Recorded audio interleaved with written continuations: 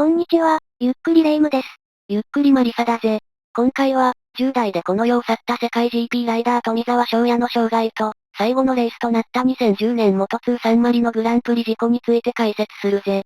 このチャンネルではできる限り、3D の再現 VTR を使って、当時の状況をわかりやすくお伝えしています。ゆっくりしていってね。10代って早すぎる。でも10代でも元通で走ってたのね。すごいライダーね。ああ、毎回言ってるような気がするが、富澤翔也も本当にこれからだった。あと数年あれば元 GP で大活躍する姿が見れたんじゃないだろうか。では才能に溢れたその活躍ぶりを振り返っていこう。頼むわね。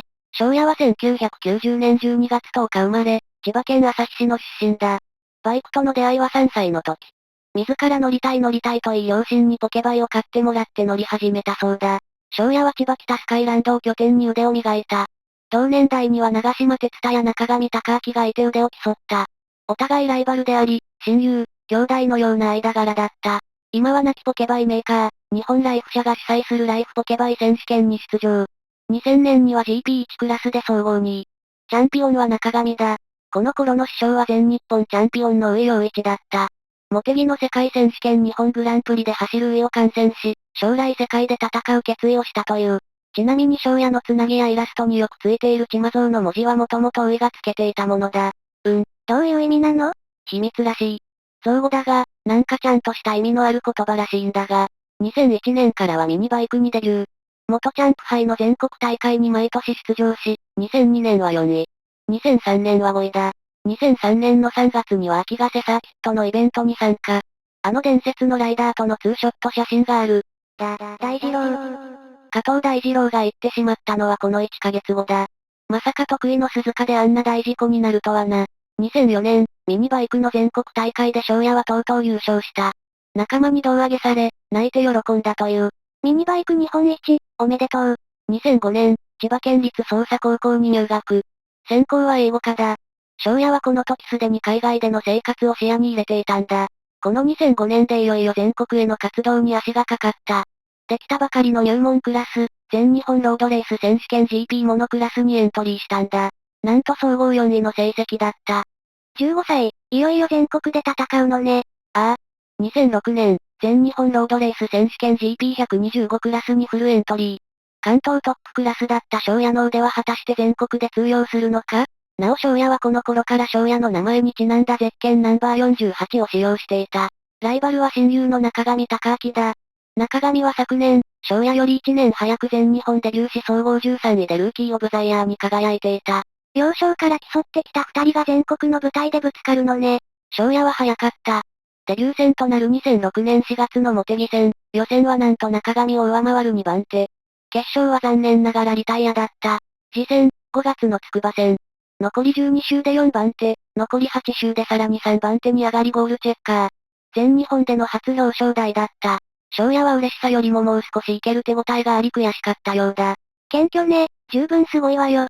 続く5月末のオートポリス戦、マシントラブルで予選は23番手。だが決勝で怒涛の21台抜き。いよいよ2位で表彰台に登った。21台抜き？無双状態じゃない。それでもブログのコメントには悔しさが滲み出ていたな。そういや他の有名選手も、優勝以外は意味ないって意見ばっかりな気がするな。すでにマインドが一流だよな。8月にはビッグニュースが流れた。来月開催される元 GP 日本グランプリ、翔也の 125cc クラスへのスポット参戦が決定したんだ。全日本デビューしたばっかりなのに、世界戦。大躍進の年ね。その日本グランプリは予選35番手。決勝はスタート違反のペナルティをもらった上、残念ながら途中で転倒リタイアだった。そもそもフル参戦中の外国勢のマシンに比べ、スポット参戦の翔也のマシンは調整がぶっつけ本番に近い。翔也の技術だけで勝てる状況ではなかったんだ。でもレースは何が起こるかわからないのよ。期待は高かったでしょうね。残念だわ。結局2006年シーズンは初戦を除く5戦で表彰台に上った。総合2位でルーキーオブザイヤーを獲得。ほぼ最高の年だった。ほぼって？デビューで総合2位はすごすぎるわ。翔也は一度も優勝できなかったことが悔しかった。一方中上選手がなんと、最年少で6戦全てで優勝するという大記録を打ち立てていたんだ。これは悔しい。中上選手強すぎる。予選では1回勝ってるしそこまでのタイム差はないんだ。決勝を走り切る総合力で競り負けたな。岡山国際サーキットの決勝では翔也がファステストラップを記録したが最後は 0.2 秒差だった。惜しかったぜ。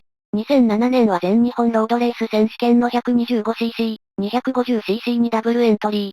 気合で戦う。去年の2倍忙しいってわけね。ああ。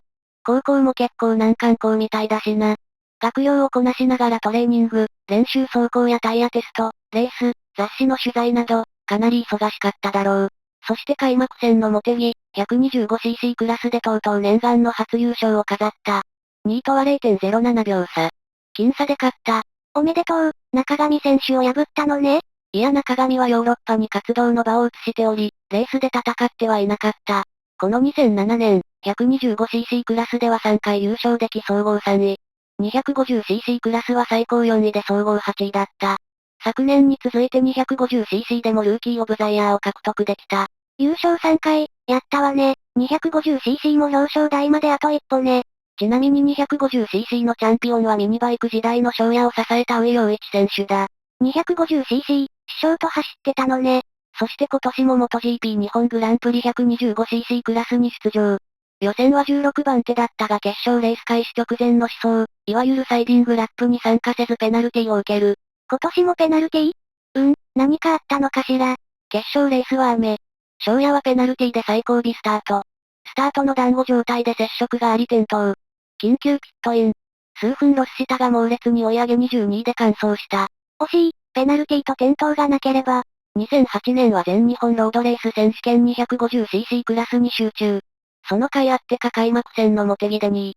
250cc で初となる表彰台だ。すごい、いきなり一点集中の効果が出たわね。去年は6戦やって4位だったのに。ああ。冬場にモトクロスやらスノボーやらに挑戦して鍛えられたのが効いたのかもな。しかし翔也は決して満足してはいなかった。目標はやはり優勝なんだ。第2戦、また2位で表彰台に登った。そして4位、5位、6位と来て、最終戦岡山国際サーキット、なんと優勝。ポールプイン、完勝だった。250cc 初優勝、おめでとう。翔也は総合2位で2008年シーズンを締めくくった。なおチャンピオンは高橋匠だった。匠は翌年、600cc を飛ばして国内最高峰の JSB 戦に挑む。ビッグネーム来た、中上選手や長島選手もいるし、同年代のライバルにすごい人が多いわね。なおこの2008年も翔也は MotoGP 日本グランプリ、250cc クラスにスポット参戦していた。クラスとしては初めてだが、グランプリ自体はこれで3度目になるな。予選は13位。練習走行で転倒があり心配だったが、決勝は14位フィニッシュ。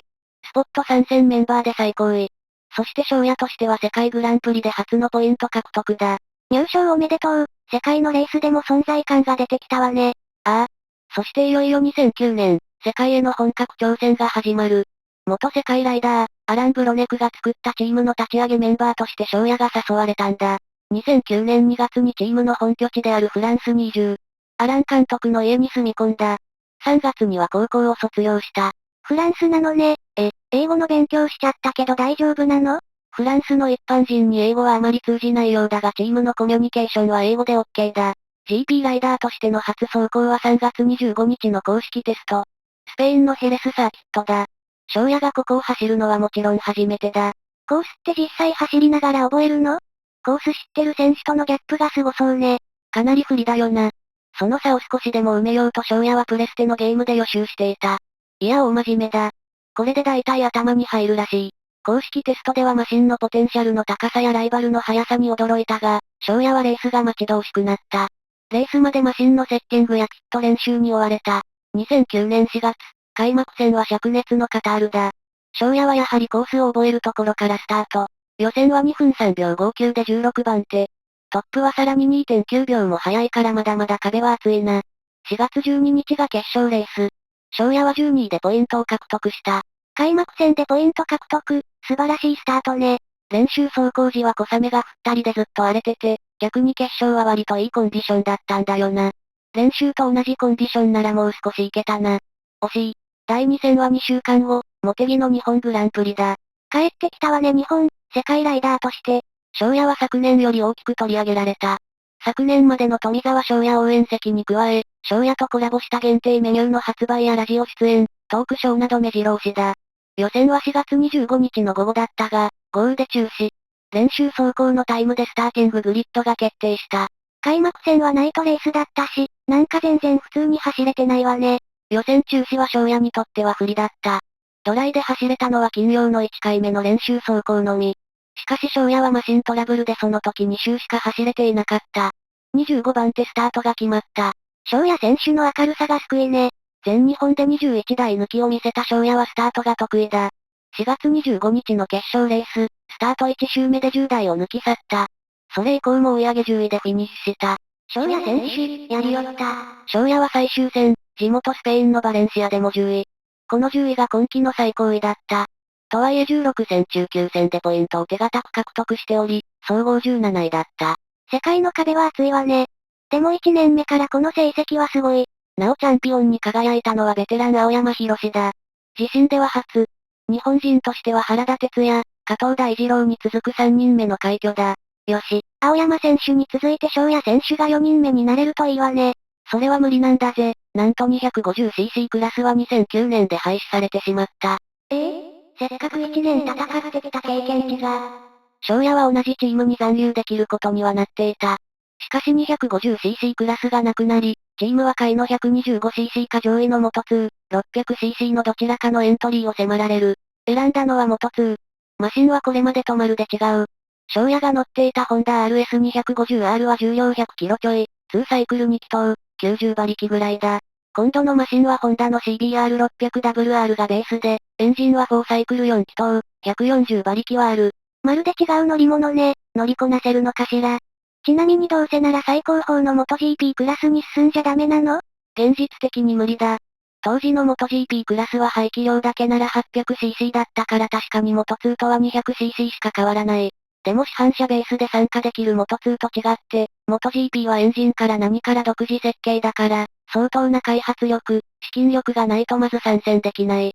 800cc しかないのに、トップチームだと200馬力超え。加速力は F1 以上。Moto2 とは別次元だ。できたばっかのプライベートチームではさすがにきついぜ。MotoGP と Moto2 では全く違うのね。逆に言うとマシンで大きな差がつく MotoGP と違って、皆同じエンジンを使う Moto2 ではライダーの腕次第で上位が狙える。翔也への熱い信頼が Moto2 へ向かわせたんだろう。チームの判断は大当たりだ。開幕戦はカタールグランプリ。予選は世界選手権で自己最高となる9番手。4月12日が決勝レース。1周目でトップ集団の2台が絡んで転倒。翔也の頑張りもあり6周目でとうとうトップ。そのままトップを維持し翔也が優勝した。世界選手権、初優勝ね、おめでとう。元2が生まれた今年、このクラスはなんと元 GP の2倍近い40人がエントリーしていた。しかも初めての 600cc。最も厳しい状況で翔也は勝った。この勢いで2週間後、日本グランプリがやってくる、はずだったが、4月14日にアイスランドで火山が大噴火。航空便へ甚大な影響があり、茂木戦は10月に延期された。第2戦のスペイングランプリでは初ポールポジション獲得。決勝は2位。ランキングトップに翔也の名前が躍った。シーズン序盤は最高の形だな。昨年は最高10位だったはずよね。すごいわ、大活躍。第6戦、カタルーニャグランプリでは元2フル参戦のもう一人の日本人、高橋祐希が優勝した。自身、4年ぶり3回目の世界選手権での優勝だ。翔也は2戦目以降、表彰台から遠ざかるも第10戦のチェコグランプリではまたポールポジション獲得。日本人ライダーの存在感がすごい。続く11戦目、アメリカのインディアナポリスグランプリ。懸念していたことがとうとう起こってしまう。参加台数が多くスタートは MotoGP クラス以上に大迫力だが、その分多重事故の危険性が大きかった。その事故がとうとう起こる。後方23番手スタートだった翔也は前方で起こった多重事故に巻き込まれ転倒。マシンはフロントフォークが折れるほどの大破。翔也も右手を負傷した。大丈夫だったの？レースは欠場となったが大きな怪我ではなかった。この後のことを考えると大怪我した方がマシだったがな。ここまで第11戦を終え、翔也は82ポイントで総合7位につけていた。高橋祐希は72ポイント。さあ残りは7戦だ。このあたりで契約の延長についての合意がなされる。翔也は来年も同じチームで元2を走ることが決まった。そして第12戦、運命のサンマリノグランプリを迎える。9月4日土曜日が予選だ。ブレーキの調整に苦戦したが予選中に対処できた。懸命に追い上げ8番手を獲得。タイムは1分39秒778でトップとは0.78秒差だ。9月5日の12時15分、決勝レースがスタートした。スタートが得意な翔也はあっという間に先頭集団に追いつく。4周目には一時トップを快走するシーンもあった。しかし12周目、この時翔也は4番手を走行していた。トップ集団からは置いてかれちゃったの？いやすぐ前に固まっている。28周のレースは残り16周だ。まだ十分に優勝の可能性を残しており、翔也は懸命に走っていた。事故の関係者はこの3名だ。翔也、そしてすぐ後ろのアレックス・デ・アンジェリス、スコット・レディングだ。サーキットはイタリアのミサノサーキット。12周目。今、第10コーナーを走っている。マシンは特に問題なかったの？ああ。調べた限り、今回はマシントラブルの話はない。何があったのかしら？さあ、第10コーナーを回ったな。問題は次の第11、超高速コーナーだ。路面は良かった。天候は晴れで乾いていたし、ここまで転倒もなかったから破片なんかが落ちている可能性もないだろう。第11コーナー。時速200キロ超で曲がる。曲がり始め、ターンインは YouTube の動画で見る限り問題なさそうだ。コーナー出口。どの選手もそうだが、目いっぱい膨らんで縁石に乗る。翔也は膨らみすぎた。縁石の外の芝生に少し乗ってしまい、転倒。アレックス選手、避けられない。続くスコット選手も翔也に接触。3人のライダーとマシンがコースを滑っていく。コーナーの出口だから、すぐ後ろの選手は全く対応できなかったのね。ああ。さらに後ろの集団はなんとかかわしていった。滑走してだんだんコーナーから離れていったからな。翔也の体はコース内で止まったが、マシンや他の2名の選手は延々コース外まで滑走した。これ以上被害が広がらなかったのは良かったわ。でも翔也選手、これからは事故後のレースの状況や、救命活動について説明していくぜ。コースにはイエローフラッグが掲示される。注意喚起しながらレースは続行された。救急スタッフがすぐ駆けつけ、翔也は担架でコース外へ運ばれる。救急車内で応急処置が施された後、サーキット内の医療センターへ。翔也は呼吸はあったが頭部や腹部には出血や骨折が見られた。すぐに立教根の病院へ、救急車で搬送された。しかし必死の救命活動にもかかわらず、翔也はこの世を去った。14時20分。まだ19歳だった。直接の死因は後続車両接触時の大動脈破裂だ。19歳って、早すぎる、ほんとこれからだったのに。転倒や後続車との接触は対策しようがない。接触があってもライダーの命を守れる保護具の開発が対策とされた。二輪のレースだから後続車との接触まではもう仕方ないことなのね。ちなみにレースはなぜ続行されたの？レッドフラッグを出す、出さないは関係者の要請を総合的に考慮しレースディレクターのポール・バトラー氏が判断する。今回出されなかった理由は2つ。1つ目は負傷者の救助の観点だ。今回、事故現場のコース裏すぐのところで救急車両がすでに待機していたんだ。よってレッドフラッグは必要なく、むしろレッドフラッグの手続きを挟むことで負傷者の迅速な救助が阻害されることを避けたんだ。もう一つは散らばった破片による二次被害の観点だ。破片の状況から、集団が次の週に通るまでにコースクリアが間に合うと判断したんだ。実際間に合った。わかったわ。あと元2の後の元 GP は開催されちゃったの？選手の心境的には開催どころじゃない気がするけど、元 GP のスタートが14時。翔也が亡くなったのが14時20分。まだスタート時は容体がわからない状況だった。これが反対なら、当然中止しただろう、とのことだ。あとクラッシュの時ってよくドクターヘリが使われてるイメージがあるわ。救急車だから手遅れになったってことはないの？容体によりけりだ。ドクターヘリは早いがヘリ内での処置は限られるようだ。病院までの1分1秒こそが勝負、という状況だったんだろう。なおアレックス・デ・アンジェリスは路面に激しく体を打ちつけたものの、異常なし。スコット・レディングは背中を裂傷。サーキット内の医療センターで10針縫う処置がされたが、次戦には影響なかった。